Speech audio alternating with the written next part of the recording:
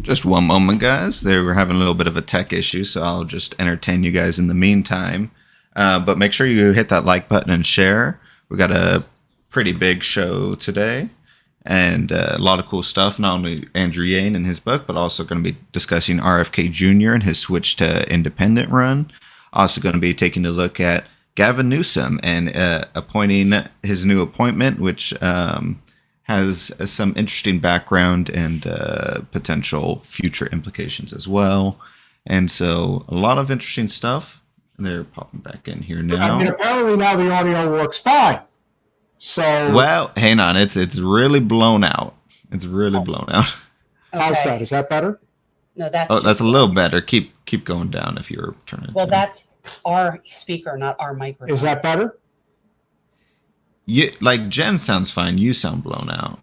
I sound blown out. I don't know what that means. Oh, that's better. Yeah, as long as you don't raise your voice too much. Okay, Well, that's hard for him. Good. That's really Or- good. Let's pretend that always. Okay.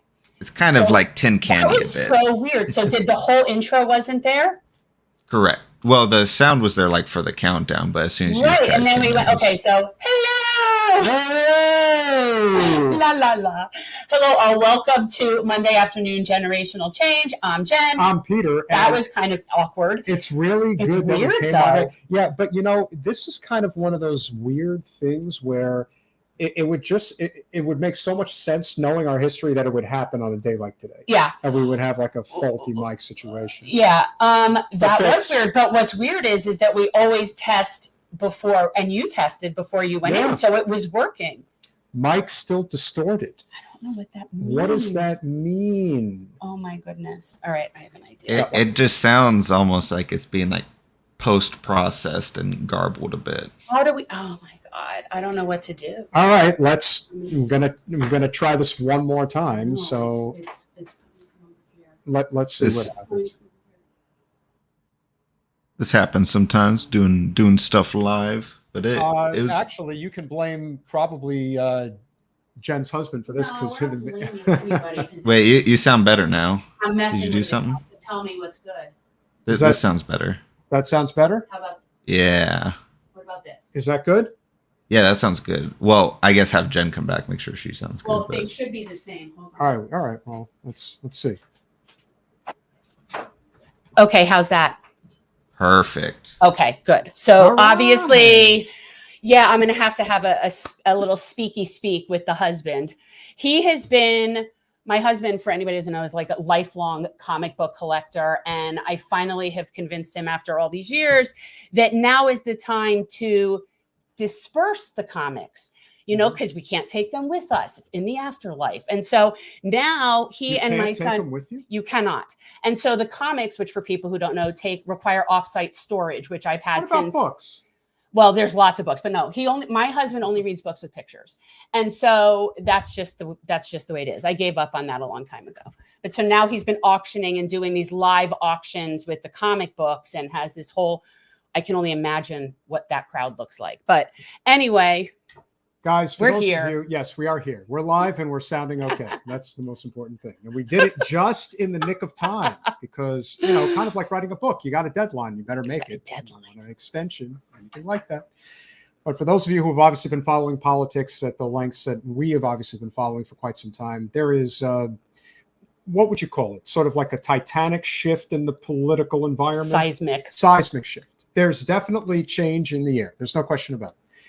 And so there's been many alliances formed over the past few years.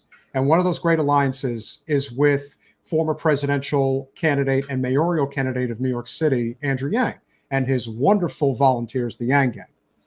And so over that time, there was this obvious inflection point where we realized that the two-party duopoly just isn't working anymore. And now that enough people are awake and they're recognizing that fact, there's a lot of different directions that this is going. And so Andrew brought a lot of great ideas to the forefront when he ran for president and for mayor. Obviously, universal basic income comes to mind. He was the only mayoral candidate in New York City who supported the New York Health Act. Better to have him than Mayor Adams, just saying. Yeah. Among That other things. turned into a real shit show up there. That's for sure. And so right now, we are going to have a very thorough conversation about Andrew and Stephen Marsh's book, The Last Election, which in many ways was written almost in documentary style. So I'm very proud of you for reading a book. I read lots of No, books. I mean like a novel, like a fiction, but like a novel. You don't usually read fiction. That's what I'm saying. Yeah. I'm sorry. I should have specified. I am willing to bet that both Andrew and Stephen will say this is like a splice between fiction and nonfiction. Okay. It depends on how you look at it. As we just mentioned, he is a former U.S. presidential and mayoral candidate of New York City. He is the founder of the Yang Gang, as I like to say, but he's also a really great human being who's trying to make the world a better place. Andrew Yang, welcome back to Generational Change. Hey guys, great to be back. Thanks for having me. Wow. And don't worry, man. I mean, I hadn't read many novels either lately. Well, I have to say, and we're going to bring Stephen in a second, this was a very, very fast read. If anybody is in the political world, it becomes this, I'm going to read 10 pages, becomes 50 pages very, very quickly. And let's bring in Stephen, because I really like the style. Not everybody necessarily embraces the back and forth style, but I thought you guys did an excellent job. And of course, your co-author, he is a novelist and essayist, including The Next Civil War, The Unmade Bed, The Messy Truth About Men and Women in the 21st Century, and The Hunger of the Wolf. Well, I like hungry like the wolf. So without further ado, Stephen Marsh, welcome to Generational Change. Hey, guys. Hi, how are you? I'm great. How are you doing? I'm good. Nice to meet you. So I'm going to give you guys the floor. Obviously, would love to hear the origin of how this book came about. I'm sure, Andrew, it was a combination of your campaigning experience, but also sort of forward thinking, no pun intended, of what this political landscape is kind of turning into right now. I don't think people truly grasp not just this inflection point, but the fact that there is a level of hostility that hasn't been seen in a very long time. Oh, I'm hostile. So which one of you started this? Like, where did this come from? This came from an interview of Stephen on my podcast. It just goes to show these podcast conversations sometimes lead in great directions. So he wrote a book called The Next Civil War, nonfiction. It came out, now maybe a couple of years ago. And so afterwards, I said to Stephen, I think you're spot on. I think we're heading towards some really rough times. So we kept in touch. And then when I thought, you know what, I had all these experiences running for president, I'd like to lay out for people in fictionalized format, because people like stories more than they like other things. And so I reached out to Stephen, and Stephen said, I have all this research from The Next Civil War that didn't make it into my book. I'm an experienced novelist, which I, Andrew Yang, am definitely not. And so from there, we thought, well, maybe we can collaborate. And then that collaboration led to the last election. That's amazing. I've been sort of working on trying to get a book done. I wish I had somebody brilliant to come along and help me write my book. So how was that, Stephen? Like, how was that, for you? You normally do not, or you normally don't write fiction, or your last book wasn't fiction? Well, The Next Civil War was kind of odd because it was a fusion. Like, there were like these imagined scenarios, and then it was backed up by sort of 200 or so interviews and a lot of research. So it was like a sort of weird fusion. And I kind of think of this book as the same thing. I mean, the reason I didn't write the Next Civil War, I didn't have an electoral scenario. Like, I have a bunch of scenarios because I really felt like I couldn't get reliable information. And I wanted really reliable information on the next Civil War. Only stuff I felt 100% certain of. And I feel when you talk about politics, you're just being lied to all the time, not even intentionally. People are they're just trying to triangulate things. So when Andrew called me and said, like, do you want to do this? I said, I just have two requests. Like, one is when we have to do these interviews right away. We have to do it pretty quickly. And the other one is I want the truth.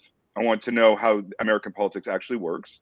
And, afterwards you can cut what you want. He ended up cutting almost nothing. But I want to know, I want you to get all your staff and all the consultants to talk to me and tell me how this actually works. And that way I felt like I would at least know. I would get this unbelievable education, which is sort of what happened. And then all that stuff fit into the book, which is basically, you're right, it's fiction, but the advantage here is that you're going to learn about how this system actually works, which is an extremely scary system. Like, it's a system in breakdown, really. Well, yeah. What's fun is that Jen actually lived a version of it because Jen ran for Congress. And so if you run for Congress, and Jen also ran against Debbie Wasserman Schultz, who is sort of, the archetype of the machine, I suppose. so Jen, you really could write a version of this, but this was the presidential depiction. Very cool. Well, listen, Stephen, if you ever want to do a follow-up on what happens after the election, when the incumbent that you're running against still has like her Marsha moments with you, and still keeps doing things like getting us demonetized because she's just her. So like, there's this, the sequel to the story continues. That's the point. Right. Yeah. And as you guys pointed out in the book, there is this sort of desire to really change the narrative. And we don't want to have to look to I'm guessing Mark Cuban was one of the inspirations for the third party candidate. But this idea that we've gotten to a point where the only people, and Jen has pointed this out many times, the only people that seem to be able to run for office and mount a reasonable challenge to the establishment are ones that have ways and means. And a lot of people don't have that. And so we have become so reliant on the upper echelon of society. If you look at most of Congress and especially most of the US Senate, these are multimillionaires. Like, these are not your everyday people that are running for office. Regular people can't afford to run for office. Yeah. It's a full-time job. You didn't tell me that this was a Mark Cuban based situation. Well, I didn't say, here. well, he didn't necessarily say that, but I kind of pieced together this You sort of guys know I'm idea trying that- to, Mark, call me, please. Yeah, Jen really likes Mark I Cuban. really like Mark. Yeah. But Well, yeah. I mean, he's making drugs cheaper for like a lot of Americans. One of the clues there, Jen, was that it's called the Maverick Party. that was one of the Mark Cuban call outs, but that's fine. Yeah, no, I mean, I am a big fan of his. So yeah, he's the benevolent billionaire. I feel like, oh, save us, Obi-Wan. Yeah, but that's not to your point, though, there is this despair as people are recognizing that it takes a ton of money to try and rock the boat. And an ordinary human, to your point, Jen, can't afford to run for office, much less mount a real national campaign. And you see it. I mean, you see it with the plunging millions of kids back into poverty. And then you think, okay, like, is there going to be any outcry? No. The Poor People's Campaign, which I thought was like, oh, way to be on the nose about it. And, has some like real awesome leadership in Reverend Barber and it gets suppressed. So one of the things that we figured out you figured out the hard way. I figured out actually very similarly, is that the two-party system is going to suppress any real change. Oh, yeah. And that's what has to get altered if we're going to have a shot. But it does feel like, unfortunately, the sums of money are so large at this point that if you're going to have a shot, you need someone with a giant bankroll. Yeah, it's unfortunate. So next question for you, Stephen. What surprised you the most? Like, of what you were told? They were incredibly, I mean, I learned so much. I mean, the money, like, we all know money's involved in politics, but like, I interviewed with Andrew the first time. I said, okay, like, what are the most important days in a campaign? And he was like, first quarterly fundraising report, second quarterly fundraising report, third quarterly fundraising report. But I mean, learning that there's a ex-Broadway actor who teaches aspiring politicians how to talk to people like they're human beings and gives them like exercises to do that. When debates happen, the candidates are given 5 pieces of scrap paper and they write their answers in triangle forms. Like, these little details, to me, like the actual machinery of how this happens, the craft of it, really, I just found totally fascinating. I mean, that's the basically we wanted a fast flowing plot that kept all that incredible detail that Andrew and his staff gave me about the actual workings of the process. But I've been doing the next Civil War for a long time. It's not like I was surprised about American decline, but after like 15 minutes conversation with Andrew and his guys, I was like, oh, it's way worse than I thought. Way worse. That did surprise me. Every day I find out something that is worse than I thought, like every day, like for me, it's been like the Israel-Palestine issue. And every day I get, it's worse and worse for me as a, recovering Zionist. But like, we learn as we go. And the idea is to do better as you know better. You know what I mean? Like, that's the idea. But some of the stuff that goes on is ridiculous. And I did Andrew, I read your book and I also read Zach's book. So a lot of the information that you're referring to, I read about. So I am familiar with it, but it's filthy. It's filthy. Yeah. It's a dirty game. I mean, you've lived it too, Jen. One thing I admire about you is that you're still trying to make generational change, still trying to make good things happen. I mean, that like is the same with me.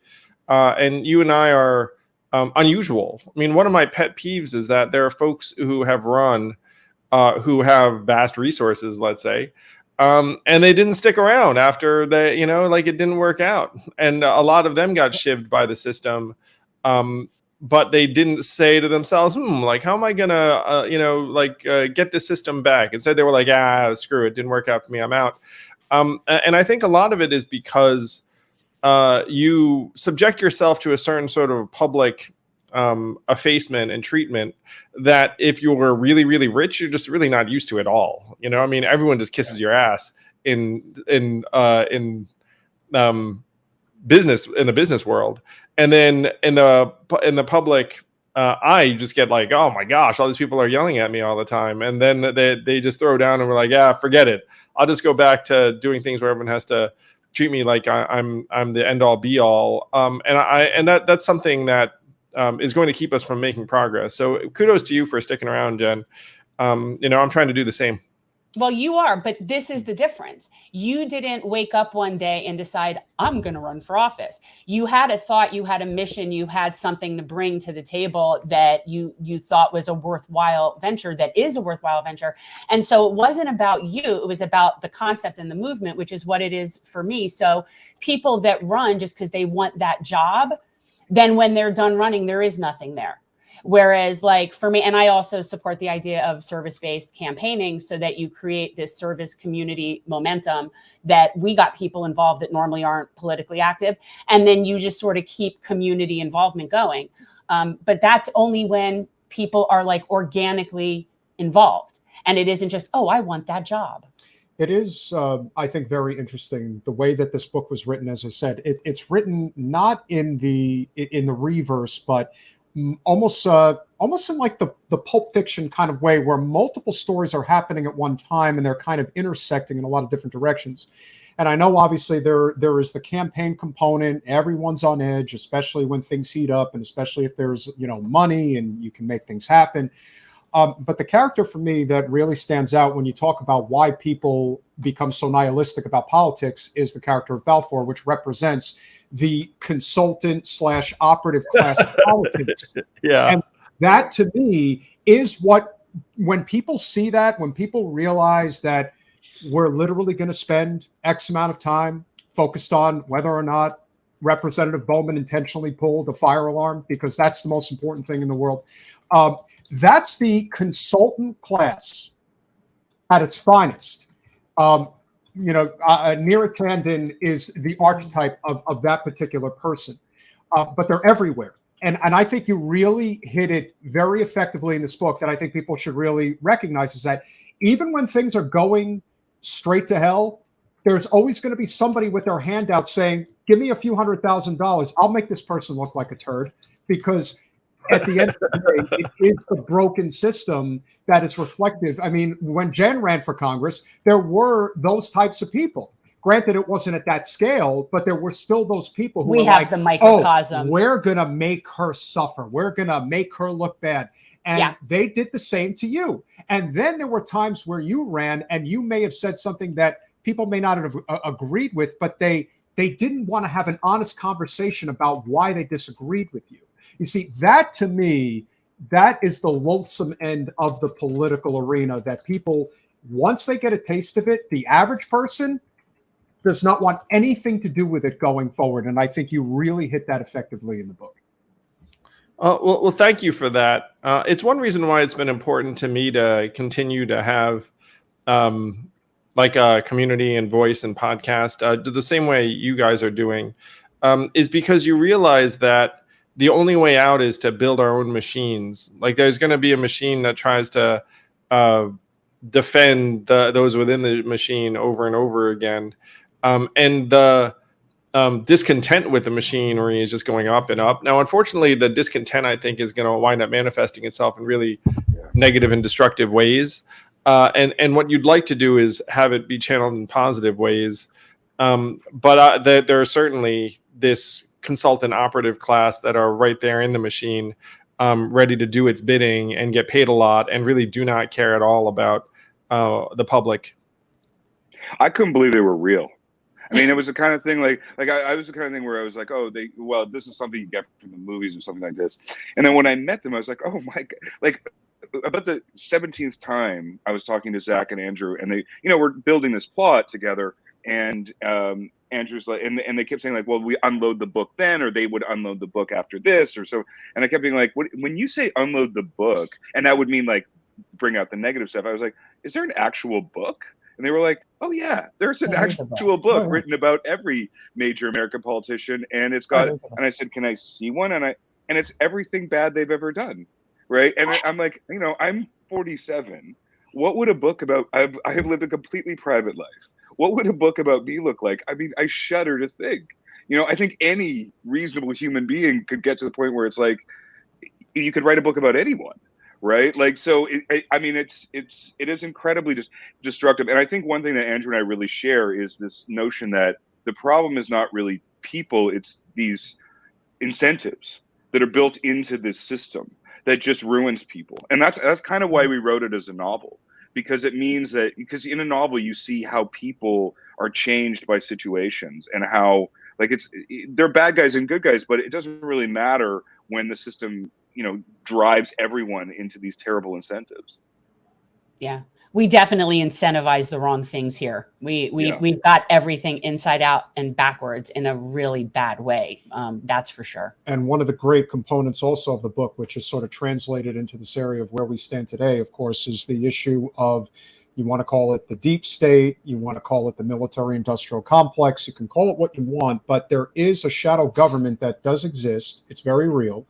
It's a combination of a lot of different agencies, but obviously the one at the very top is the Central Intelligence Agency. And there is this belief that they really are the ones that are running the government, running the country, and in some ways running the world. And so as it is related to the way it was written into the book, this idea of, well, we're basically going to have to declare martial law and we're going to take over. The scary part for me, and I always felt that when it came to the liberal class in American politics, particularly in the years of Trump, and you're still seeing it now, there was an embrace of that deep state military industrial complex by that particular class of anti-Trumpers that were out there that just could never wrap their mind around this idea that somebody who wasn't technically part of the machine was somehow able to find their way in, regardless of whether you like them or not. It created this sort of chaotic situation that they didn't really know how to deal with. Oh, it poked a hole in the matrix. And so as a result of that, I still use as a great example, and I think this speaks volumes based on how this book was written. I remember maybe in like 2017, 2018, Bill Maher had John Brennan, the former head of the CIA, on his show and was celebrating this man. And the crowd was cheering for this man. And all I'm thinking is, well, they really know how to propagandize this country. Like they really know how to just wrap everybody around their finger and turn these, what I consider to be enemies of the state, into absolute glorified heroes in the worst possible way. Sometimes, as you like to say, there are no heroes. No. There are no good guys in these circumstances. No, sometimes there are no good guys. Well, that's the thing. We like a dichotomy. Everybody likes a good guy and a bad guy. They want their team that they want to root for. And yet the way you explain it is, it's going to get framed in such a way that people are going to be embracing Big Brother taking them over. And that to me was the scariest. And I say scary from the standpoint of a realistic circumstance that I don't think we should be ignoring, because, ladies and gentlemen, that's what's happening in Ukraine. Yeah, right. So we really need to recognize that this is a not all too impossible scenario where the deep state military industrial complex, whatever you want to call it, figures out a way to take over this country. And I think that was a very important point that you guys wrote because of just how divided this nation has become.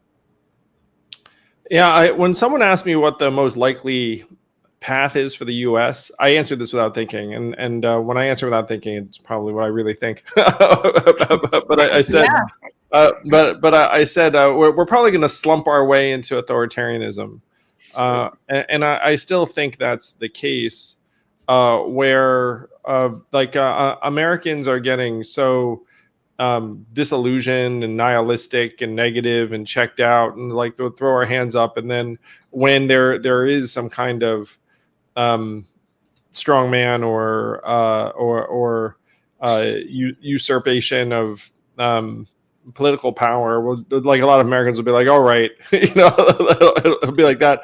But one of the dynamics for this is the media, and the media has taken on the role of essentially institutional elevators and defenders. And then if you go against the institutions and the media tries to cast you out and shiv you in a particular way. And then more and more Americans are not very pumped about the institutions or the media. Now the mistrust of the media has taken partisan flavor, where I think only 19% of Republicans believe corporate media. You look at Democrats at 69%. And so the Democrats have become the last bastions of the institutions, and more Americans are saying, no, no, no.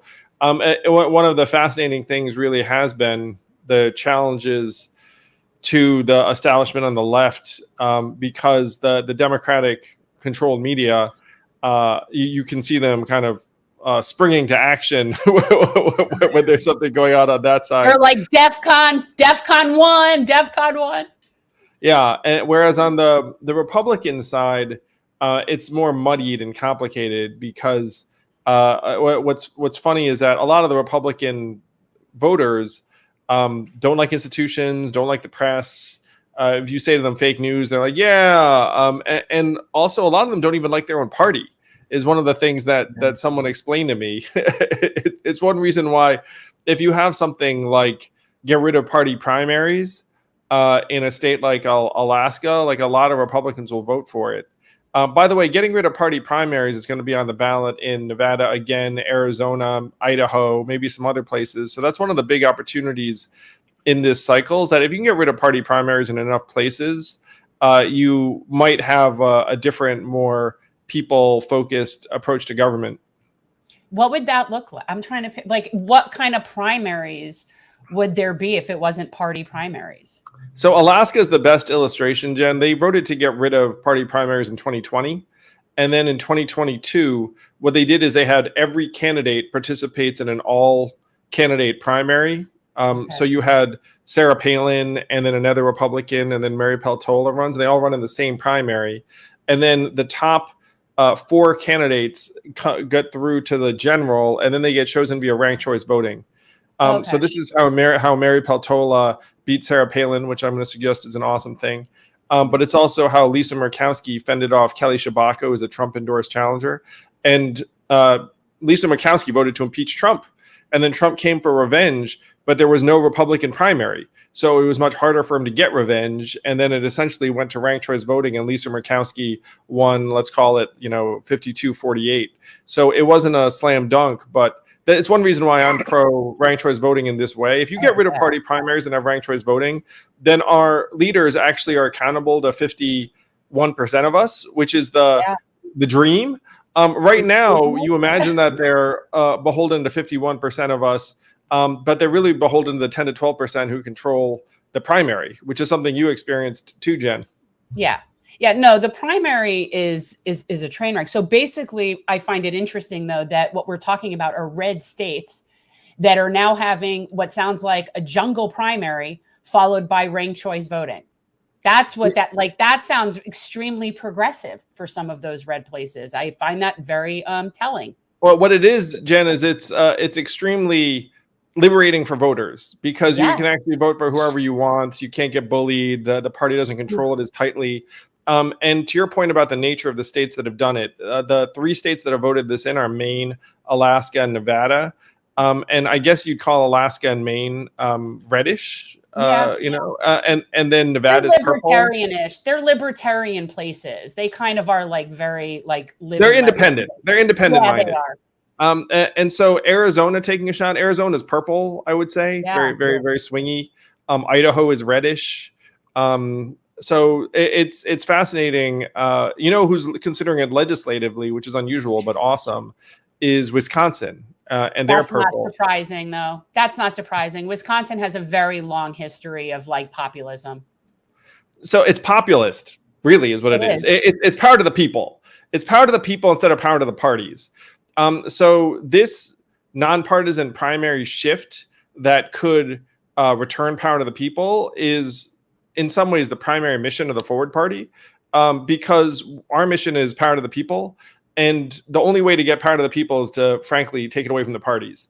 And if you keep it in the parties' hands, then we're sunk, because the parties have very different interests than ours, as demonstrated by, anything you could choose. But I'm going to call out the enhanced child tax credit. It's like there's no sane country that's like, hey, we brought millions of kids out of poverty. You know what we're going to do? Let's send them back to poverty. I mean, that doesn't make any sense. But we did it because the parties aren't connected to the people anymore, really. No, not at all. Well, this would then, of course, be a perfect transition to what I think is actually going to be kind of a landmark moment in politics. We're going to play a quick video. I think you guys know what it's about. RFK Jr. has made it clear that he is intending to now leave the Democratic Party and run for president as an independent. Will the Forward Party have anything to say about it? We'll talk about that in a minute, but here is a clip that I think you guys are really going to enjoy. So here we go. Hi, everybody. I'm going to be in Philadelphia on October 9th to make a major announcement at the very birthplace of our nation. I'm not going to tell you right now exactly what that announcement will be. I can say, though, that if you've been waiting to come to one of my public events, this will be the one to come to. I'll be speaking about a sea change in American politics and what your part and my part is in that change. A lot of Americans who had previously given up any hope that real change would ever come through the American electoral process have begun to find new hope in my candidacy. And I understand the deeply felt concern that people have about the way corruption has overtaken our government. It's in the executive branch, it's in Congress, it's in the leadership of both political parties. And so some people feel a kind of cynicism alongside the hope, or they lose hope entirely because they've been disappointed so many times. I want to tell you now what I've come to understand after 6 months of campaigning. There is a path to victory. The hope we are feeling isn't some kind of trick of the mind. We all recognize that there's a genuine possibility of national transformation, and its source is the goodness of the American people. Our government may be crooked, but our people are kind, brave, and caring. That goodness is stronger than the divisions that are keeping us all apart. I see it every day on the campaign trail, and the more I see it, the more I trust it. And the more I trust it, the more the path to victory becomes visible. So how are we going to win against the established Washington interests? It's not through playing the game by the corrupt rules that the corrupt powers and the vested interests have rigged to keep us all in their thrall. Instead, we're going to have to rewrite the assumptions and change the habits of American politics. We're going to tap into a mighty surge of people power to reclaim an honest, peaceful, just, and prosperous America. So I am inviting you to join me in Philadelphia on October 9th. There I'll share with you our path to the White House and how we can all participate in healing our nation. Nice video. Yeah, it's well done. Yeah, it's well done. So I don't know, but I mean, like, to me, I think I would assume he's running libertarian. What do you think? I mean, do you know what's going on? What do you know? Have you communicated with him about where the Forward Party's at? I think he's going to be running for president as an independent. And one thing I want to let folks know who are into this stuff, which is probably all of your watchers and listeners, that there are several ways you can run for president. I would know. One is through major parties, because the major parties obviously have ballot lines in every state. So that's the D and the R. To your question, libertarians also have a ballot line in all 50 states. Right. Green, it depends upon the cycle and the candidate, but it has gone all the way up to 48 or 50. I think the last cycle. Yeah. They might have had 30. They had 40 when it was Jill Stein. So it's in that order of magnitude. If you decide to run for president, you can do so actually most easily in a lot of these states if you run unaffiliated / independent. What happens is the states have provisions for you to get on the presidential ballot as just a candidate. You know, like Jen Perlman, Andrew Yang, not right. Stephen Marsh, because you're a Canadian. hey. But the lowest bar to get on the ballot is actually if you're just running as a candidate. So there are two possibilities of what RFK is going to announce. Number one is he's running as a libertarian. Number two is he's running as an independent. Indications are that he's going to choose the latter, that he's going to say, hey, I'm running as an independent. And then when he gets on the ballot in various states, it'll be as RFK for president. It won't be RFK under a particular party line. That's what I believe is happening. That's a very big undertaking.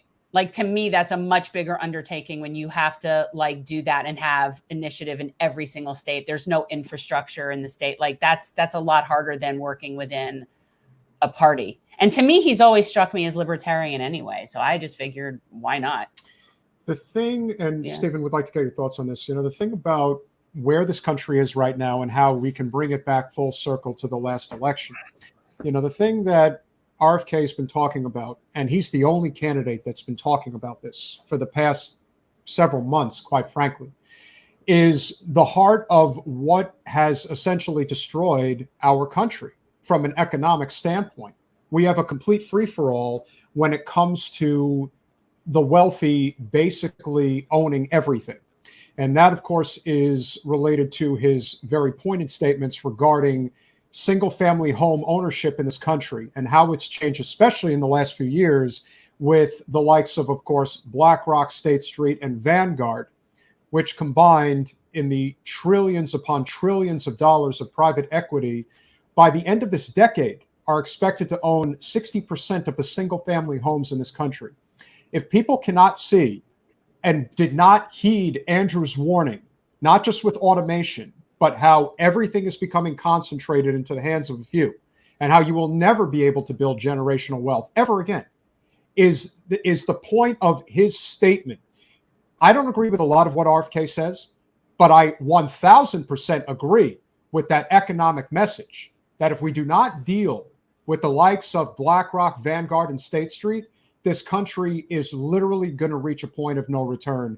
And I think that message, especially as an independent candidate, is going to resonate with a lot of people. See, like, obviously I'm an outsider on a number of fronts, an outsider to the political process, a national outsider. But, the economic realities that you're describing, they're happening everywhere, right? Like, I'm in a country in a major housing crisis. Like, we're bringing in 1 million immigrants next year. We have no idea where we're going to put them. The same thing is happening even in a depressed UK, and it's happening all over Europe. The problems, the things that are distinct about the American situation is really this decline of trust in institutions, right? This radical decline in trust of institutions of all kinds. And I mean, you brought up the military earlier, but I mean, I think certainly the way I read the book, I don't know if Andrew feels the same, but it's less of a coup than it's like the position that the military finds itself in is the only institution that anyone in the United States trusts. And that's totally unnatural. That's not a natural position for them to find themselves in or for the country to find themselves in. And so what I find when I hear someone like RFK who talks about, it's very easy to come up with these enemies of ordinary Americans, because it obscures the reality, which is that the problems here are structural, right? I mean, that's why these open primaries matter so much. Like, if you look at the case of Alaska, I mean, it is so fascinating because this one tiny change to the electoral system has led automatically to Sarah Palin and Donald Trump basically being removed from the political process, and sensible, policy-driven people getting power, right? And so, like, I think, like, the distractions that are created here are of good guys, bad guys, really prevent the when you look at it from the outside, which is what Andrew showed me, and what I also got myself from the next Civil War, is that these problems are structural. And like, and when RFK promotes structural changes, I think it's worth listening to. But the rest of it, like, that's not really the problem. Like, the problem is that the U.S. Constitution needs to be rethought. It is no longer a functioning document, and that's different than like, all countries have problems. And it's that political process is there to work out those problems. But if you don't have a functioning document, like a functioning constitution, you can't get to the answers, right? And so that's where, and so to me, like, what he's talking about, that's just more of the same. Like, it's the structural questions that are really of the essence here. Well, Yeah. so and this comes back to the money question. Is people sometimes ask me, hey, how much does it cost to fix American democracy? And I said $200 million would give you a shot at it, because you could run the get rid of primaries ballot initiative in 10 states at 20 million each. Maybe you succeed in 4 or 5 of them. And then maybe you liberate 8 or 10 US senators from party primaries. And then maybe they do something that actually helps 51% of their people. By the way, like when Lisa Murkowski got liberated from her primary, half a dozen US senators, probably all Republicans, went up to her on the Senate floor and said, we envy you so much you don't have primaries anymore. I mean, they understand how stuck they are. So if you could unstick them, by the way, this is a system where we're going to spend $8 billion in 2024 beating each other up and hating each other. So it's like 200 million is actually a pretty, modest sum.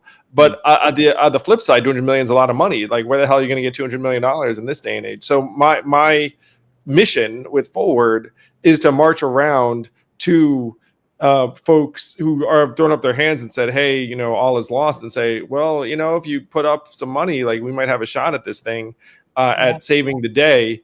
And it requires people to be truly altruistic, because and that's one thing I love about the Forward Party. I joke too sometimes. It's like, look, if you wanted, a fiefdom and a little bit of power, you'd go to the Democrats or Republicans, because that's where it is. If you want to fix shit, you'd come here. But the system is so overgrown that even taking a shot at fixing the system costs millions of dollars. So that's the strange role I find myself in, is that I'm saying, like, hey guys, let's fix this thing. Now, the average American would love your help, where if you want to check out Forward Party, but I don't expect the average American to have millions of dollars lying around, so I have to go buy that. The average American, I'm trying to help. Would love your help, like, just, in helping us back these ballot initiatives and sensible candidates. One of the fun things is that we get to back people of any of any party affiliation. And we're genuinely independent. But the big forces that are immiserating Americans are getting stronger all the time. And the big 3 are housing, education, and healthcare. They are getting increasingly out of reach. I define the American dream as just our kids are going to do better than we have. And most parents just don't feel like their kids are going to do better. And guess what? They're probably right. And in that environment, you're going to get new political approaches. I think RFK running as an independent, I don't think so. I think you will not think. I mean, you have Cornel West running Green Party. You have RFK running as either an independent or libertarian. If he decides to run as an independent, you will have a libertarian candidate. And then you may have a Joe Manchin type out of no labels. So that gets you to 4, 5, or even 6 candidates in the presidential. And I think that this is a cycle where candidates 3, 4, 5, and 6 will actually put numbers on the board, because 2/3 of us are not excited about Biden or Trump. Yeah, no, we're definitely not. So going to that, we had one of our people in the chat wants to know what Stephen thinks of Dr. West and his campaign. Well, I'm not super familiar with it. I mean, I don't mean this to sound insulting, but like Andrew and I were trying to work through what a viable third-party campaign would look like. No, and I understand. And so that would involve huge amounts of money and celebrity, right? Like as a prerequisite, given the nature of the system, right? So obviously, like, I don't think Cornel West is really, whatever his merits as an intellectual and as a public figure, he's obviously not going to really change. And I think he's just like a farther left version. I mean, that's not, as I said, like, I think, like, to restore trust in institutions, you need to rethink them. And to me, the only thing I pay attention to when I hear American politics now is structural change. Everything else is just driving towards the cliff. Yeah. And on both sides. And I mean, I think increasingly, like, one of the things that's interesting is, like, I did the next Civil War. I was with a lot of far right people. I was with a lot of, like, white power movements, Christian nationalists, talking to those people. And I mean, they are aware that the system is broken. right? Like that's why it doesn't surprise me that someplace like Alaska would have open primaries, right? Like it's not like and it's not like only the left understands that the system is broken. Like everyone is starting to come to the realization like we actually need new methods of establishing who is in power. I think that's coming out in some twisted ways in some forms, but I think there is, the people are realizing that, the American people. Yeah. No, People of any like ideological bent are realizing that. Yeah, I think it's good. And my thought process, as long as people direct their frustration in the correct direction. And the problem is a lot of those groups tend to punch down. And that's my problem. The frustration is very valid. I just want to direct people. I always feel like air traffic control. I'm like, the problem is up.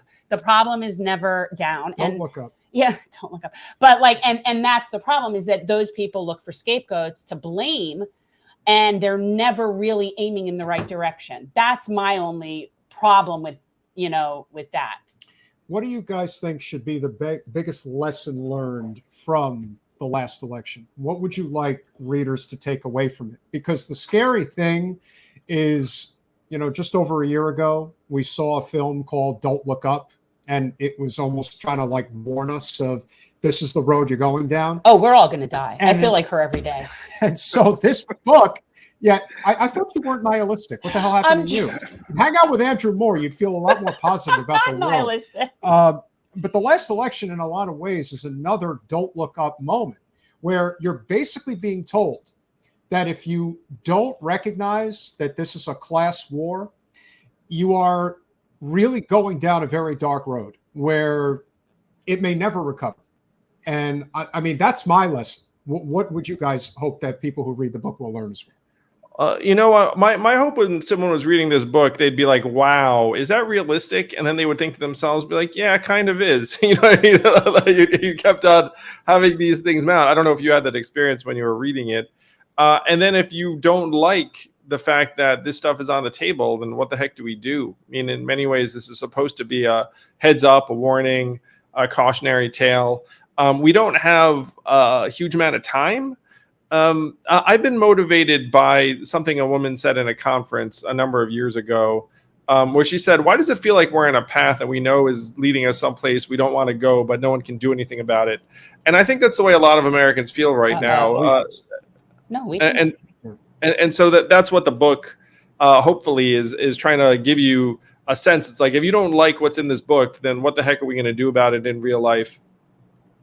Yeah, I mean, I felt like I was a bell and Andrew was ringing me, right? Like, the warning here is like, well, first of all, I mean, it's a description of the nature of this system, right? And I think if you look at this system with any kind of clarity, you know that it's inherently corrupting, and it makes it impossible for ordinary people. I mean, one thing as a Canadian that you know so intuitively is that Americans are great, right? Like, the problem is not the American people. It's not like these catastrophes that are unfolding are the result of some terrible spirit in the American people. It's definitely not that. It's just this system that's breaking down. And I mean, I think Andrew gave a very minute, very detailed, very explicit description of that breakdown. And I mean, I think it is absolutely like it's a warning of what will happen unless other steps are taken, right? And I think that is how it should be read. Good. It is ominous. I feel like it should be ominous. This is very scary stuff that's going on in terms of like the fascist leanings of what's happening in this country right now. So there's certain things that are just scary, and people need to be paying more attention to some of those things. Yeah, definitely agree. Andrew, Stephen, we can't thank you guys enough for coming on today. If there's anything that you're working on right now, obviously your work never ends, Andrew, with the Forward Party. And of course, Stephen, when you're a writer, obviously. What are you working on now? Oh, AI stuff. Andrew and I are both working on AI stuff from different ends, but yeah, it's that's what I'm working on right now. Very cool. Yeah. Yeah, we're I'm the same as you guys, just trying to make make the world better for our kids and other families around the country. And I almost put out there the other day, it's like, if things were going better, I'd do something else. But things aren't going so well. And, we're in a position to maybe change it. Yeah, no, we're plugging along. Thank you guys so much for coming on. Guys, thank you both so much. That was awesome. Get a copy of The Last Election by Andrew Yang and Stephen Marsh. Thank you guys so very much. Keep up the great work. Of course, what can you say? Even with he's just such a regular person. I don't think that's why people just don't understand like how an anomaly that was, that where he got and what, like, the inner circles and where he was able to get into, because he really is just a regular person. Yeah, but I think a lot of times people really have a hard time wrapping their head around this idea that you can actually build bridges with people that you do not agree with across the board. Oh my God, all the time. Like, this does seem to really be a problem. It's unbelievable. For a number of people. They're like, oh, Andrew's this and Andrew's that. That doesn't mean he's not reasonable, and it doesn't mean that he doesn't support democracy. So, like, you don't have to agree with someone. If everybody agrees on the premise that majority rules, then you don't have to agree with everybody. And just let the system happen. Just to point this out, T. Walker, if you're still here, we don't support the WEF, and I highly doubt that Andrew Yang does either. So. And I don't know. And I don't know. I can speak for us. I'm not with those people. I'm not with Klaus Schwab. Yeah. No, that's the punching up. Yeah. Those are the people to whom I'm referring. So no, I am not with them. And I don't know. I'm not going to speak as to Andrew or his like financial statements from his organization, but yeah, I don't know. He's good people. He is. He's a good guy trying to, make a difference. He is. And he is very reasonable. I have mixed thoughts about UBI. I think it's great if we also have the other social safety nets that we need in place. The problem I have with just UBI is it's essentially the same thing as a flat tax. It really doesn't level the playing field. It actually just kind of people will just raise their prices when they know that the tenants have more money coming in. We can raise our rent now. So like, it's not the fact that it's UBI means that everybody gets it. So it's not my thing. And again, during an emergency, I absolutely support it. I am not averse to it as a stopgap measure, but I am more in line with the federal jobs guarantee. I am a federal jobs guarantee supporter. This is a very good read, and it's a quick read, and it's always important to expand your mind. Think about where other people stand. You Don't Like My Music is one of our more consistent supporters of our channel. He is definitely on the left. And you know what? Says point blank that Andrew Yang really represents the real center ground of the United States. He is a very typical person, but first and foremost, he supports the concept of majority rule. And that is not something that the powers that be want. No. You see, the Democratic Party and the Republican Party really are one and the same. The Democratic Party believes in minority rule in the primary process, which is where the left populists try to make their way through the system. The Republicans believe in minority rule when you get to the general election. But at the end of the day, they are all playing on the same team. You call it the uniparty, you call it whatever you want. They're all friends. They are. So you don't like my music. I totally know everyone can't work. And the federal jobs guarantee isn't what you think it is. Stay tuned. Much more coming on that. But I do agree. And then we have services and you can expand Social Security disability and all of that. I am with that. Federal jobs guarantee is not what people think it is. It's not like, oh, we're going to have people digging ditches over there. No. It's the way that the government sets the wage that is the standard wage, and everybody can essentially do what they want to do, and that is what their time is worth. And so any other employer that wants to hire them will pay them at least that for their time. It's complicated. There's a thing, but I understand not everybody is capable of work, and there are accommodations for that as well. So yeah, I'm not like in a libertarian way, go get a job, not like that. In a real federal jobs guarantee where they set what our national wage is, and thereby you won't even need a minimum wage because the wage will be whatever they're paying us for our time. And then everybody else who wants to hire you better compete with that. So anyway, it's in depth. The unification of labor is very important, and we talk about this a lot. And so right now, Gavin Newsom clearly is waiting in the wings to be the replacement for Joe Biden. Will he be? Won't he be? I don't know. But the more that the political landscape is changing day by day, RFK running as an independent, Dr. Cornel West running in the Green Party, it pleases me. Donald Trump clearly beating Joe Biden in the polls. There is something to be said for the hand is going to be forced. Henceforth, something's going to give. And whatever that ends up being, we don't know exactly yet. But what we do know is that the decision-making on the part of Governor Newsom is not in line with where the American people are, especially with Laphonza Butler, who is now being put in the position. Yeah, this is a problem. Yeah, I don't even live there, and I have a problem with this. Yeah, the fact that you're putting in somebody to take over because she's give the background. You didn't tell the story. A lot of people might not know what happened. Okay, well, Laphonza Butler is a Black woman who is also happens to be gay. I don't think that was necessarily a prerequisite, but hey, whatever, adds another checkbox to. Well, they figured, look, Kamala didn't work and Pete didn't work. So maybe if we merge them into the uber minority of a Black lesbian, that'll sell. So for somebody who currently lives in Maryland, doesn't even live in California, is now being appointed to the U.S. Senate for at least the next year. Who knows if she's actually going to throw her hat in the ring and declare herself a candidate for next November. I don't think so. She's a placeholder. Probably not. Well, again, we believe that she's a placeholder for, at least I do, is a placeholder for Adam Schiff. Now, there are multiple reasons as to why I believe that this is the case. But at least they have jungle primary. That they do. So ultimately, it will have to be 1 versus 1. It'll be 2 Democrats facing off in the general, almost, again, not a guarantee, but very, very likely. And so this lady, Miss Butler. I feel like people might not even realize we're talking about that since Dianne Feinstein died, that Gavin Newsom, as the governor of California, gets to appoint a senator to fill her spot for the remainder of her term. Yeah. Okay. So that's the background of which that Peter, see, this is how it's like talking on the phone with him too. He just sort of starts like, everything. So now Gavin Newsom is appointing someone from Maryland, and that's where we are. Okay. She is the president of Emily's List.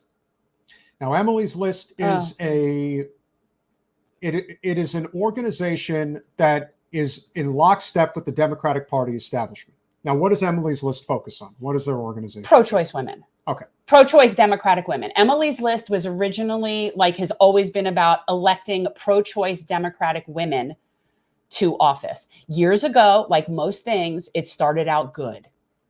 And like all things, it went to crap. But that's not all that involves in Miss Butler's background. There's a lot more, including working as a lobbyist on behalf of Uber to union bust. That was her job. Oh. She's a union buster. Oh. But that's not all. She was a high-ranking member of Kamala Harris's presidential team in 2020. Oh, I didn't. Okay, see, now that I find that's telling. Okay, so yeah, she's just a placeholder. It's irrelevant who she is.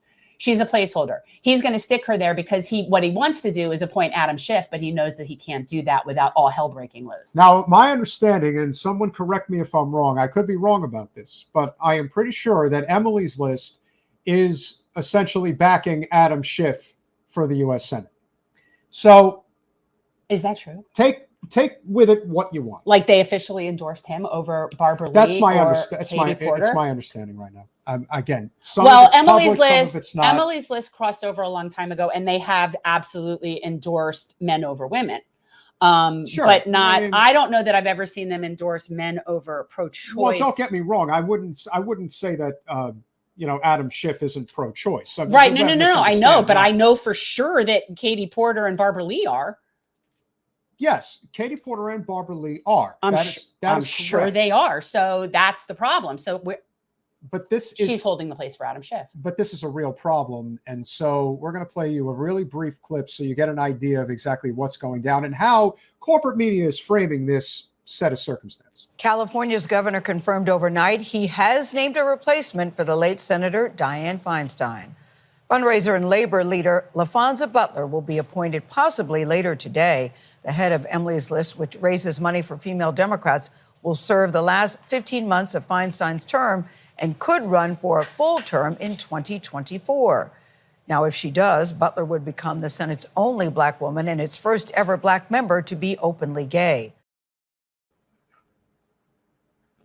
So as you can see, okay, let me be very, very clear about this. I love the idea of having a Black woman in the Senate. I think there should be many, just like I think there should be fair representation of all people. But to pick someone for that reason, and now you have to double check the issue with the labor thing, because they're calling her a labor activist and you're calling her a union buster. I am going based on what Matt Stoller and David Sirota had to say. Oh, okay. And with all due respect to CNN, I'm David taking their word over their. But that's propaganda in real time. But so they're referring to her as a labor activist when she was fighting against unionization. And if their argument is that, well, she's the president of Emily's List, that's not a labor union. Organization. No, that's not a labor organization. But this is the thing. This is how it's a PAC. Hillary Clinton, when she was running against Bernie Sanders, says, I'm a progressive that gets things done. Debbie Wasserman Schultz claimed to be progressive when we ran against her. So who's to be believed?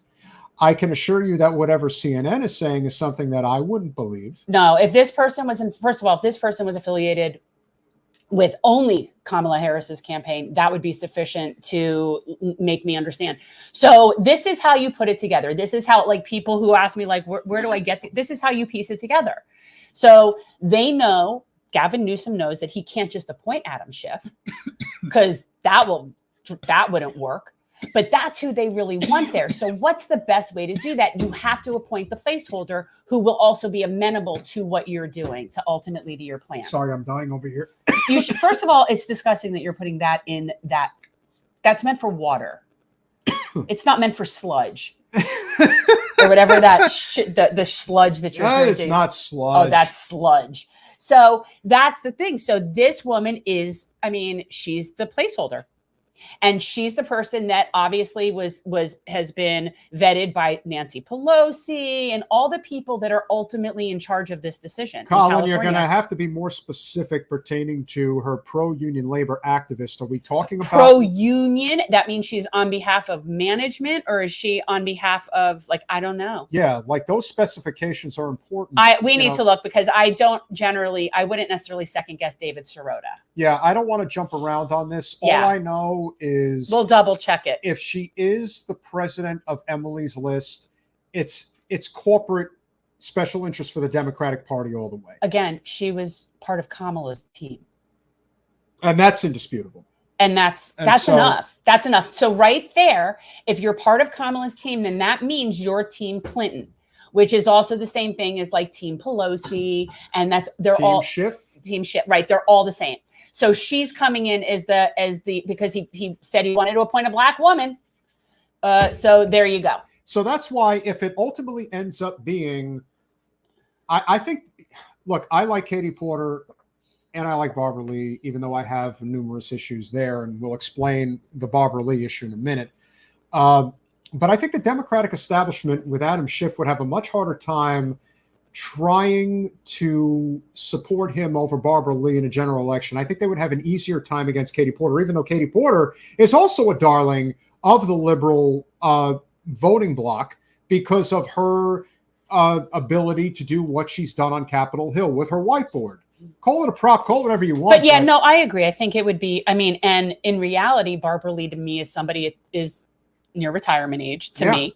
And I think that a lot of these older people need to be stepping down that have been there for a long time. That's just me. I think they need to be stepping down. So even though she might ultimately be the person who, I could see her winning, for sure. Sure. I can see that. Which is also probably part of why her current race is part of why we're going to see what we see in this video. And you don't like my music? This is a great segue. Yes, it is Barbara Lee. How things have changed. And this is what we're going to talk about. So yeah, and I do think that we're going to show you're going to show the video of Barbara Lee. So here comes a video clip of Barbara Lee talking to. Well, wait, let's give the background of this video first. So the premise of this is there's a Republican congresswoman from North Carolina, right? Yeah. She's from North Carolina.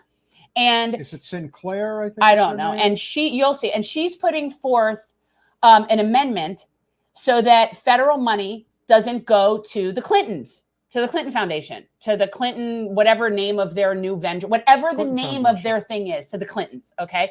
And she's putting that forward, and she's talking about corruption, and she's talking about that's not where money should go. And it's whatever. Whatever. It's an anti-corruption amendment. Okay. And that's what she's putting forward. And so let's see where Barbara Lee is now on the party line. Chairman, I have an amendment at the desk. The clerk will designate the amendment. Amendment number 61, printed in Part D of House Report number 118-216, offered by Ms. Fox of North Carolina. Pursuant to House Resolution 723, the gentlewoman from North Carolina, Ms. Fox, and a member opposed, each will control 5 minutes. The chair recognizes the gentlewoman from North Carolina. Thank you, Mr. Chairman. I rise in support of my amendment. My amendment is simple. It would prevent taxpayer funds from paying for State Department employees to travel to or attend events hosted by the Clinton Global Initiative. The rationale is quite simple. The Clinton Global Initiative has engaged in blatant corruption and influence peddling that would make even Hunter Biden blush. In perhaps its most famous episode in 2014, Hillary Clinton approached the Moroccan government about hosting a Clinton Global Initiative conference in Morocco. The Moroccans fronted the money for the event by funneling it through a state-owned enterprise that was extracting and exploiting phosphates from a non-self-governing territory, Western Sahara. This sleight of hand amounted to condoning Morocco's sovereignty over this disputed land. You heard that right. It was cash for sovereignty deal formulated just as former Secretary of State Clinton began her run for president of the free world. This deal was so rotten that even the Huffington Post deemed Fox News' investigation into this matter a, quote, brutal, clean hit on Hillary Clinton's campaign, end quote. Indeed, the Clinton Global Initiative scandals are myriad and include an episode uncovered by the New York Times revealing undisclosed donations linked to the sale of U.S. uranium production to a Russian government agency. Mr. Chairman, boy, is this the level we've gotten to tell the State Department what meetings they cannot attend? Will we start saying what meetings they have to attend?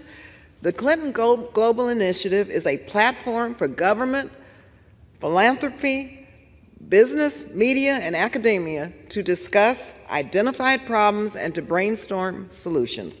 We should be encouraging such collaboration. The problems facing the world are daunting, and solutions will not come from one place. Let's take good ideas from wherever we can and not micromanage who goes to what meetings. I urge my colleagues to oppose this amendment, and I reserve the balance of my time. The gentleman from California reserves. The gentleman from North Carolina is recognized. Thank you, Mr. Chairman. I see that my colleague has not refuted any of the things that I've said about the Clinton Global Initiative. Why in the world, again, would we ask American taxpayers to pay for people from the State Department to attend these conferences when they're likely not to gain anything positive from them and support a corrupt organization? I reserve. Well, the reason why she's not saying anything negative is because if you do say anything negative about our foundation, it's not going to end well for you. So she's just walking the party line. No, I just, you know what? It's first of all, again, it just sounded, Barbara Lee to me sounded like a tool for the party right there. She sounded like a tool for capital, a tool for the Clintons. And the other congresswoman was Fox, right? That's right. I like that lady. Yeah, she might have been Foxy younger. I mean, I don't know. She's a little, she may be a little up there in age for me, but hey, I'm just saying, you don't know. But she was right in that. Notice what Barbara Lee did. She got up, she said some talking points, some platitudes about working together and learning from. She didn't refute any of the points that were made. regarding the Clinton Global Initiative. And that to me is a case in what we are seeing this more and more, where we have the Republicans are actually standing up on these issues. And the Democrats are just pretending that it didn't happen just because they used to be in office. I mean, it's very frustrating. I just want to remind everybody that if anybody questions who actually runs the Democratic Party still, it's well, what? I think that to some extent that's true. I just want to commend Barbara for saying exactly what needed to be said. We are a very charitable organization. We do a lot of great things around the world. I think she forgot to mention that we only give about 5% of that money to the needy, but technically that does give money to the people who need it. I have to look up the link between the Clinton Foundation and the Clinton Global Initiative, but it's all one and the same thing. Yeah, I mean, which I think the Clinton Foundation is a money laundering operation. So the fact that the person who was the only person to speak out against the war in Iraq, you just watched bend the knee to Capitol right there. It's a little bit unfortunate to me. She bent both knees. She got on her knees. That's so gross. I'm just saying. I mean, what I'm saying is that's to me that's sad to see her just standing there and shilling for the libs, the Democrats, just sitting there shilling for them. Now the good news is that she's going to shill and she ain't even going to make it to the Senate. She's wasting her time. Well, and that's unfortunate because I think that's sort of what that was playing into was like, okay, I got to be the person to defend the party. Yeah. And you know what? Of all the people that they could have stuck in there to defend the party, they had to stick the one person who actually ever spoke truth to power. Like and I do think that was very purposeful. I bet you it was some sort of like initiation thing, like, hey, we'll support you if you do this. Like, you got to prove how loyal you are if you do this. It had to be something. I think it's funny that you're actually saying this like I care. I know you don't care. Well, what I care about, I just want to let people know what I care about. What Jen cares about, what the little peons care about. That's not what's important. I care about that another person who I thought was a progressive voice is now somehow just spilling platitude salads about the Clinton Global Initiative. But isn't that beautiful how we can absolutely take the very best of what's out there and turn them into the very worst just like that? Yeah. It is pretty amazing because, let's be honest, Barbara Lee's been quite a progressive individual in the U.S. political system for quite some time. Well, or at least she was. She's been a thorn in our side, but, we basically told her, look, if you think you have any chance whatsoever of getting to the Senate next November, that is only going to happen if you walk the walk and talk the talk. And so clearly she's throwing it out there that she's willing to talk the talk. She's not even disputing what her opponent was saying out there. She just wants everyone to know that if you've got any money to give, and Lord knows most of you don't have anything to give, but if you do and you're thinking about giving it anywhere, don't give it to that local charity. Don't even give it to that sick homeless person with a dog who's trying to get by. Give it to the Clinton Foundation. We will make sure it really goes to the people who need it. You know what? Absolutely. What's so frustrating about this is that why is that the only thing that we've heard of where somebody is seeking to stop having government money spending and State Department people do? Because I'm sure that the Clinton Global Initiative isn't the only type of that thing that is like that. And I'm sure that there's plenty of those that are on the right. So the question then becomes, why, if Barbara Lee and her friends don't like this, I'm sure you could find some other similar amendment to go after corruption as well. Stop worrying about people trying to go after corruption. We need that. No. As long as the system is alive and breathing, I'm going to be right in the middle of it all, making sure that it continues. I mean, did you not see Hillary on with Jen Psaki the other day saying that it's clearly going to be Russia and Putin's fault if Trump gets in there again? You have to maintain order and discipline, which means sticking to the same talking points every time. All right, did she really? She said it would be Russia and Putin. Listen, any excuse. She already put that out there as a preemptive mitigation as to why they're going to lose. Well, listen, credit to Jen Psaki. She knows the score. See, she went out there and she said, Russia, had interfered with the election when you ran. You remember that, right? And of course, Hillary just she knew she was set up beautifully for that one. There was nothing that she was not going to say about it. But let's be honest, we are in a situation right now where The system's trying to change, and I'm trying to get here to remind you people that if you even attempt to try to change the system, it's not going to end well for you. If anybody knows, it's me. Go away. I'll see y'all later. I can't. Bye. Go away. Did you see this? What?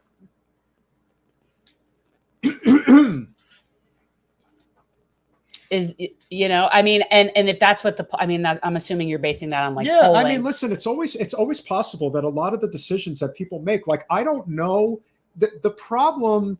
No, I that's what I was saying. I agree. I think that, and we're all talking about Barbara Lee and Katie Porter, and that Katie Porter apparently, I guess, is doing better in the polls, and it looks like she'll be in the top 2 with Schiff. But and Karina says, no offense to my sister, but she's already in her late 70s. I think that's not helping. You know, the reason why I think honestly, the reason the reason I think Katie Porter is probably doing better in the polls than Barbara Lee is because Katie's been a fixture on mainstream media for a long time. Barbara Lee has not been a fixture on mainstream media. And Katie Porter it's all about the economy, stupid. It is. And Katie Porter is the one that's constantly like calling out the corruption and the greed and the CEOs and big pharma execs and and that definitely is, you know, it's inspired. Katie also knows how to, much like an Andrew Yang or even an RFK type, Katie Porter knows how to appeal to a broad spectrum of voters. And they're going to try to, they've already tried, they keep trying to villainize her.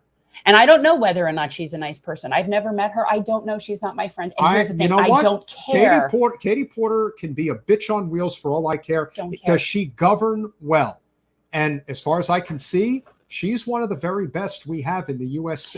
Congress. I mean, that has a lot to do with her know-how and her ability to really stick to the issues that matter most to people. I mean, look, I think you're better off kind of, you know, not being a bitch on wheels. Like, I think that you overall do better in dealing with people when you're not that way. And I wouldn't want to work for someone like that.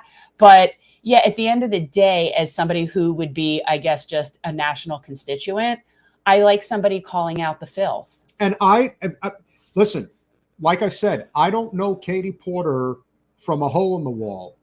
And yes, she is a Warren acolyte. But you know what I don't think you're ever going to see of Katie Porter? Yeah. Her standing up there and defending the Clinton Foundation. No, I don't saying think what so a either. bastion of good charity they really, of all the groups that you're going to give a tongue bath to, you give it to the Clinton Foundation? That's like disqualifying. That's how bad that is. It's pretty bad.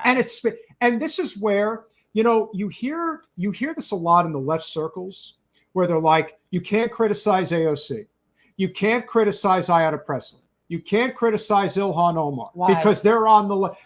They're the only people we have on the left. No, actually, they're the ones who deserve the most scrutiny if they get out of line. Why? Because they're supposed to be above this shit.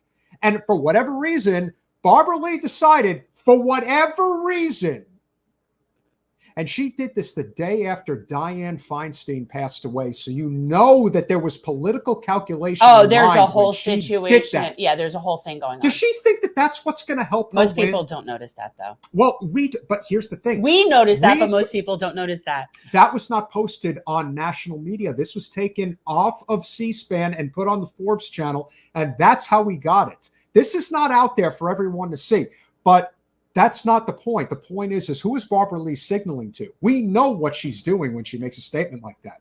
She's trying to signal to the big corporate donors that she's hey, on board. I'm on board. You can give me the money. You can support me. It's so bad.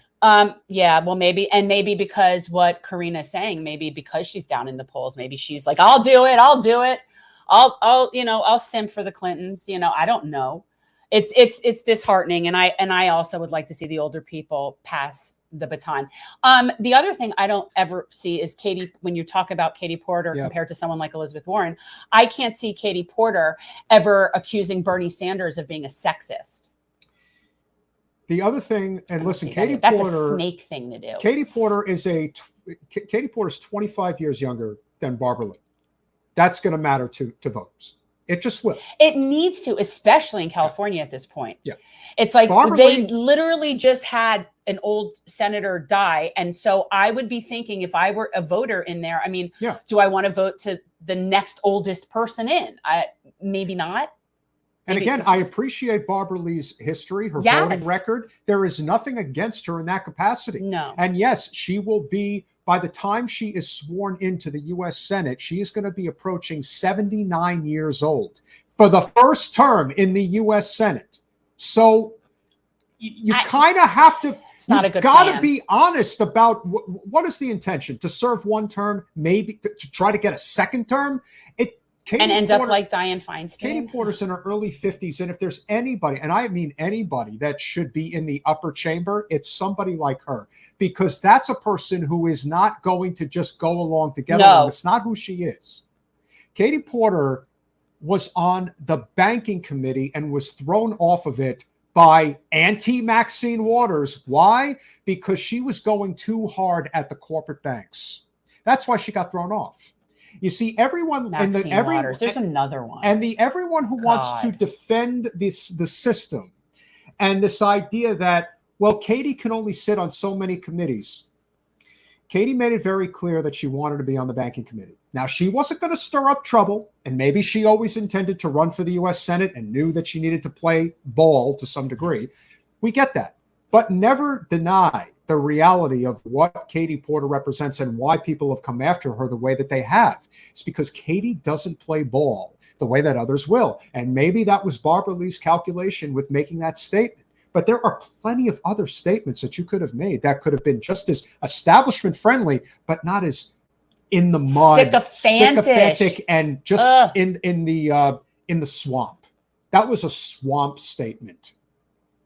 If you have a problem with Trump University, then you must have a problem with the Clinton Foundation.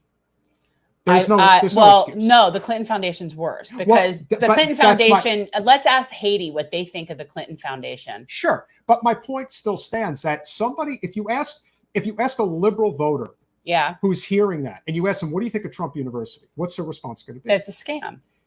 So is the Clinton Foundation. And it's been proven, it's been written about many times. It's not that of the 3 billion with a B, $3 billion that has been funneled through that organization, maybe 5% of it has been used for charitable give. It's a money laundering operation. I don't know what else you like. Now, some will look at us and think, boy, you're crazy to even talk about it. I'm sorry, but you have to speak truth. Ask the people in Haiti. The money just never went through.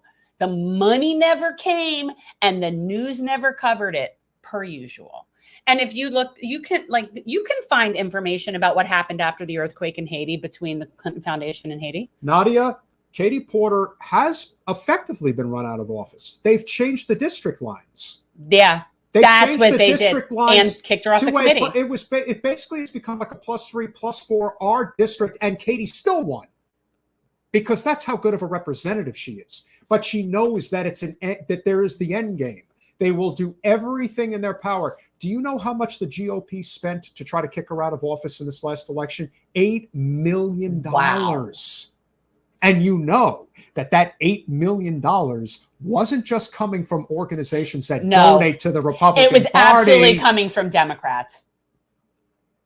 Absolutely. Democrat PACs, for sure. So this is Katie's best play. And the reason I say it's Katie's best play is 2 reasons. Number one, I hope it's her. Even if she doesn't win, I just hope against all hope now, after what Barbara Lee just did, and I'm just putting it Seriously. out there. After that statement, Barbara, I'm sorry. If you get to the final 2, congratulations, but I would actually at this point prefer Katie Porter to get there. And so if Katie's and yet we still support Barbara Lee over Adam Schiff. Listen, as far as I'm concerned, let Katie and Barbara get there, but they won't because Adam Schiff has all the corporate money. And so what's the real problem here is if she doesn't get to the top 2, I don't know what's going to happen. But if she does, then it kind of is a win-win for Katie, because either she's going to get to the U.S. Senate or she's going to be in line to win the governorship once Newsom decides to run for president. And we all know that's coming. So either way. That would be cool, too. It would. That would put her, but you see, I don't know that she wants that job. I don't think she wants to be executive branch. I don't think she wants to actually get to the presidency. No. I think that she would like to get to the U.S. Senate because I think that she'd be an even more effective legislator amongst 100 and it's nice to not have to campaign every 2 years. That's true. But That's I don't think she has interest in being a chief executive. Like, I don't think that. I think she likes being in legislation. So I just don't see her as doing a governor thing. I agree. But ultimately, if you continue to kowtow towards the old guard establishment and the worst of the worst, not just any establishment figure, hell, even if you were doing it and I'm not really sure exactly what her point is, because we all know that Pelosi is with Schiff. That's a given. But if you think that there are others out there that you would need to be doing that for, it's not a good look. No. And that's why that's particularly why the criticism of Barbara Lee is so pointed here, because she actually is a good representative. And we don't have a lot of them out there. And when you start making moves like this, it's a bad look. You're not winning more favor by doing that. You're not just doing stood that. up and gave a platitude salad about the Clinton And you're global talking, initiative. and for somebody who stood up against the Iraq War, talk about the biggest cheerleader of the Iraq War, especially in the Democratic Party. Hillary Global Clinton, Initiative. Hillary Clinton, remember when she gave her speech, I cast this vote with conviction. Not just I'm casting this vote with doubt, I cast this vote with conviction to authorize war in Iraq. Such a warmonger. Not good. Such a warmonger. So with that said, I hope you guys enjoyed the stream today. What do we have coming up? On Thursday, again. I don't have to do a show tonight. Congratulations, Jen. I too could watch now Monday all of a Night sudden Football. Jen actually wants to be doing an afternoon show once in a while. No, I mean I don't really, but here is the potential lineup that we have right now coming up for you guys. I do like Monday afternoon. Thursday night, we're waiting on confirmation, but Thursday night might actually be the return of Vosh. So the return of Vosh. So we'll see. Vosh was recently in Washington, D.C. with our friend Ryan Grimm, as well as Emma Vigland, Destiny. And I tried to be friend with Emma Vigland. She doesn't want to be my friend. Doesn't matter. I'm just saying. Next Monday, we are slated to have on another friend of the show, Sean Fitzgerald, the actual Justice Warrior. That would be for Monday night. And then next Thursday, we should have... I have some talking to him to do. Our friend from the Real Progressives, Steve Grumbine. So love me some Steve Grumbine. So we've got ourselves quite a lineup potentially for the next 2 weeks. So we hope you guys have enjoyed our work. Ro Khanna. We've had Ro Khanna on. It's been a long... I mean, it was a long time ago, but we have had Ro Khanna on. It was... Oh God, I can't believe... We've been doing this for... 3 years. 3 years. Yeah, amazing. Yes, and we will talk about that. We will talk about Roe as well. But remember, guys, we are a demonetized channel for at least another month. We're hopeful that that'll be it. But hey, we count. Yeah, if you look on our content, you could easily do a search and find the content with Ro Khanna. $5 subscribers will get themselves the Lulu sticker, the very adorable Lulu sticker, as you can see. Steve hated you at first, but you've warmed to each other. Well, you know, the thing about Steve is he's been doing this for a really long time. And it gets frustrating. Steve is one of the first people I watched that got me sort of out of the matrix, like years ago. This was back when it was with the Sane Progressive, and it was him and Claudia, and there was like this little group. And, you know, he's the only one of any of that that's still around.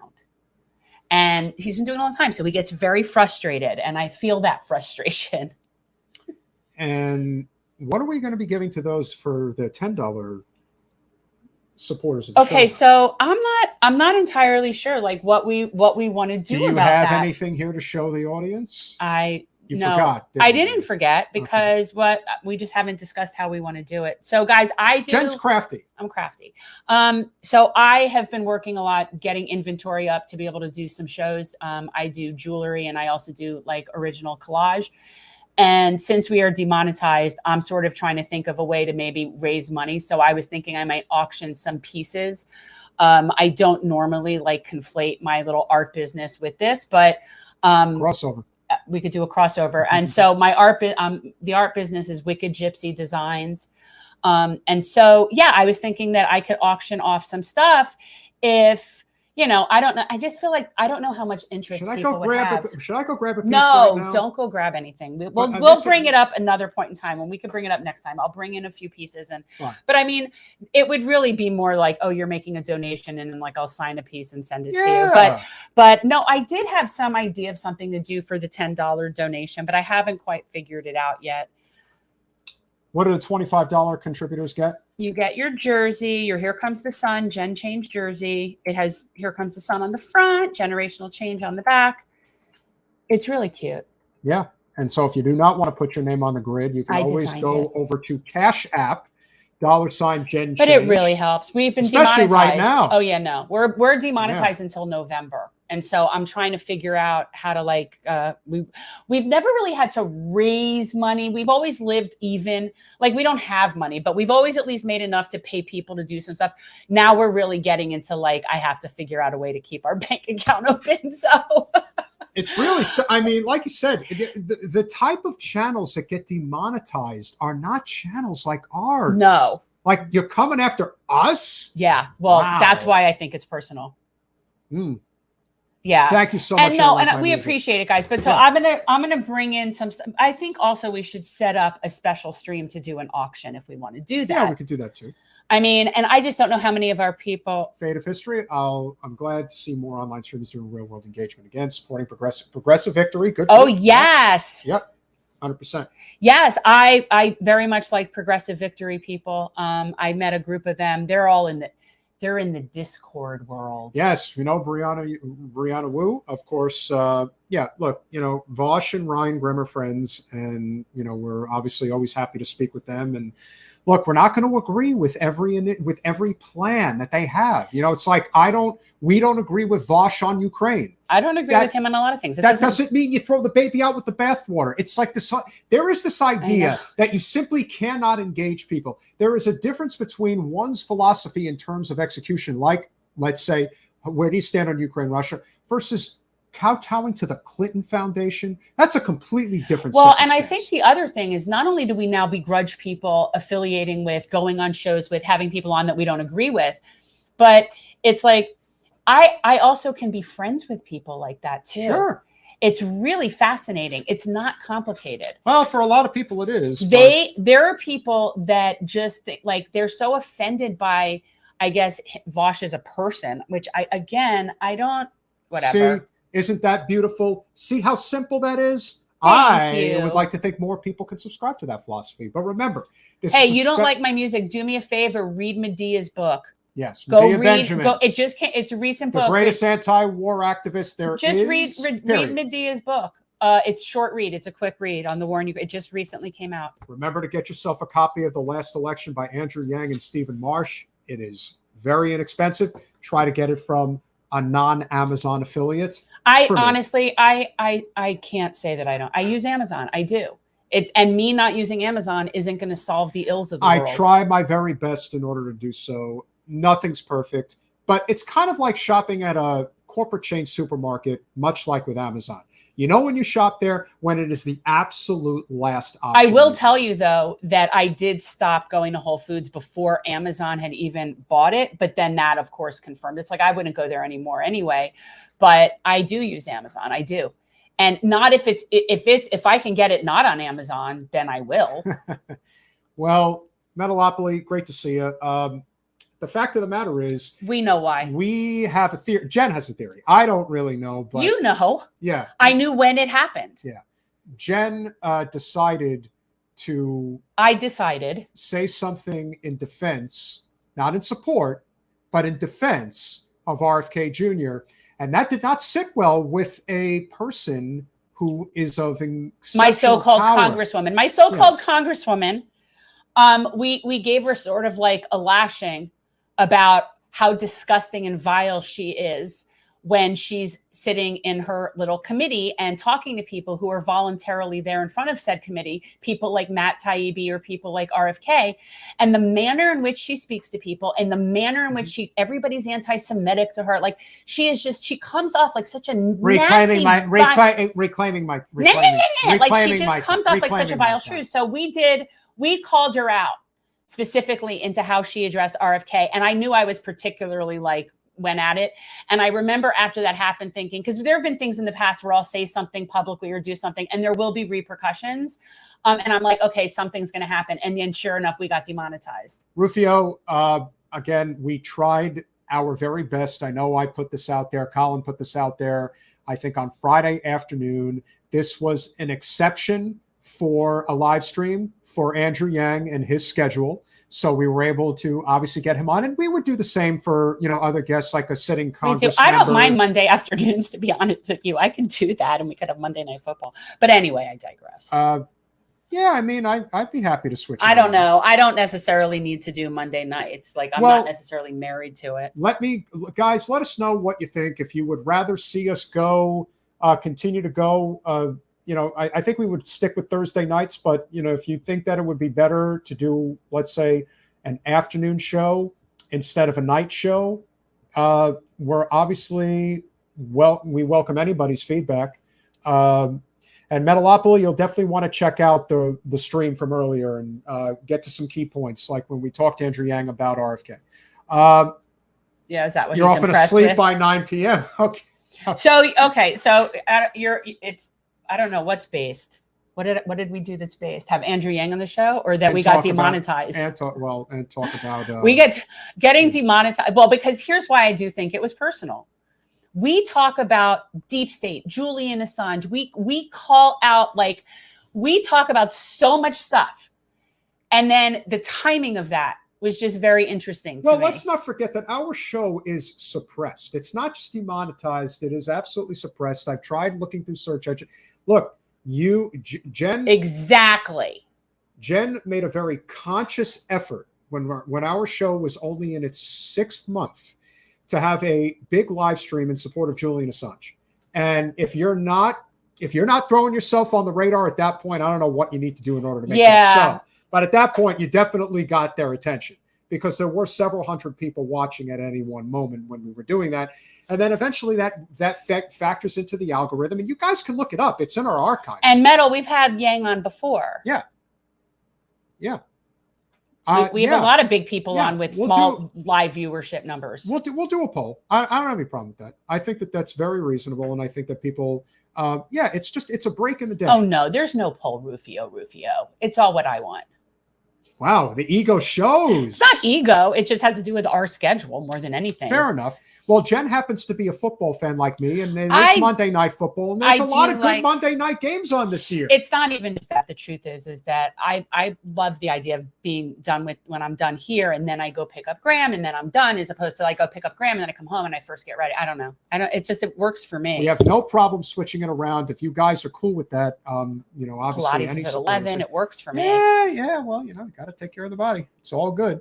But remember to smash that like button, subscribe, share, do all those wonderful things. Right now, as far as I can see, we are tracking we're not changing the schedule, at least not on Monday just yet, but it is something to talk about, and something, if you guys think would be a good idea, we're certainly open I'm to. very amenable. It's not like, especially during football season.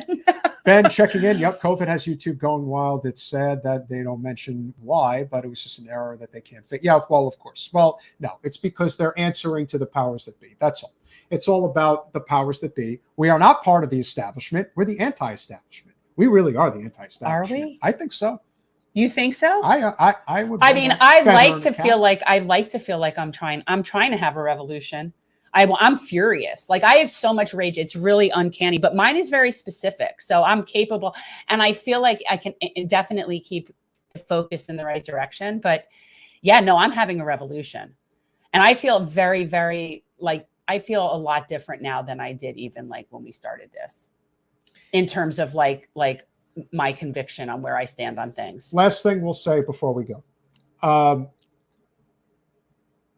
don't think there's anything wrong with addressing what happened with Congressman Bowman, but here's the problem. They're going to spend an entire week, maybe more, about belaboring this particular point. You know why? Because it's sexy and it sells and it gets people riled up on both sides, and all the while, the things that really matter that we should be talking about, kind of like what we talked about today, is not going to be addressed at all. It's going to be about, can we kick a congressman out of Congress for pulling a fire alarm? Well, let me tell you something. What he did was wrong. very wrong, and he has already been brought into custody as a result. And you know what? Let the legal system play it out. But nope, that's not how this is going to work. No, court of public opinion is definitely going to get all over it. They're going to talk nonstop about this forever and a day. And that does seem to be what they're trying to have happen, my friend. It does kind of seem that way, doesn't it? Oh, to me, that's like a foregone conclusion at this point. I don't see any way they can salvage this. The Jamal Bowman thing, to me, that's just not that's just not a method that I would use. I think it's potentially dangerous. I don't think that that's something. And regardless of what I think about it, whatever the rules are about it need to be enforced. Yes. I don't know what the rules are there about that. And I don't know what his, liability is or any of that, but I don't agree with that. I don't find it revolutionary. I find it actually kind of dangerous and not in a productive way. Yeah, that's definitely true. And Metal, I would say that there's definite a shadow band of some kind that is going on this channel, because the most successful clip we ever had on this show was the follow-up clip to the live stream with Matt Taibbi, which had 138,000 and climbing views. So the idea that we could get a clip that's that popular and a live stream that got maybe 50 live viewers tells you all you need to know. Yeah, we got issues. The intention is to suppress the channel for sure, but it is what it is. So we have to do what we have to do. But we're obviously thrilled that you're all here, Nadia, Ben. So Metal, for anybody Brenda, who just jumped on, Yes. I'm thinking that I'm going to auction off some of my art stuff to try to help our channel. I think Brenda would appreciate that. Well, I mean, and the reality is I know my numbers, and I know that for the most part, most of my followers are men. Like our watchers are men. Oh, we've got Brenda here. I know, Nadia and here. I see that. Now that's just because the women that watch are engaged and intelligent and they participate. But I'm just saying, guys are smart too. I'm not saying they're not, but there's a lot more here. of them. I know, but I feel like I bet a good percentage of the women Teresa's that here. watch are in the chat, and whereas Angie. there's a lot. All right, I'm just okay, saying. and I appreciate. I'm just saying. I appreciate you got all lots of ladies that like your show. Okay, good. Because I just think I generally tend to have we know that we have a predominantly male audience. Well, the other thing you have to remember is that even if they don't necessarily want this for themselves, they could potentially give it as a gift to somebody. Just a thought. We do have the holiday season coming up. So I'm going to that's why I'm building up inventory to be able to do a couple of shows. And I finally have it where I don't have to do a whole 10 by 10 pull out my tent, do the whole big booth. I really have stuff now that can just be on a table. I still think and you're do not like giving an yourself easy, enough bizarre credit for the kind of material you do. I think it's very crafty. Thank you. Very cool. And I think that the crowd would appreciate it. Well, I'm not bringing in like big pieces like the stuff that's in storage. Things like that are very cool. I think that they would like it, and they can really get an idea of just how you guys can get like a hand signed original collage by me. Here's the thing. That's basically if we do have Vosh as a guest on Thursday, we may be lucky enough to have a very large audience. That would be a great opportunity to put that out there for people to see. So something to consider. It's a little gratuitous, but Maybe that's okay. It is my art. It is original. Yes, it's not. It's not gratuitous. It's opportunistic. I made a whole new series last night. Like I got inspired to do this whole Butterfly Queen series last night, so I did like a whole new series. Guys, thank you so much. Rufio, you don't like my music. Notary, Brenda, Metalopoly, Karina, Ben, Nadia. You guys are all great. Jen, of course, had to hit the bong before we go. Bullet, whatever. Smash that like button, share, subscribe, do all those wonderful things we ask you to do. Hope you enjoyed an afternoon generational change. We'll see you Thursday. Bye, all.